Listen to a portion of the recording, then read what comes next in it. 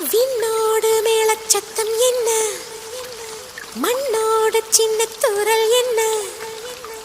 எங்கேதான் சென்றாயோ இப்போது வந்தாயோ, சொல்லாமல் வந்தது போல் இல்லாமல் போவாயோ, தப்பாமல் மீண்டும் சந்திப்பாயோ,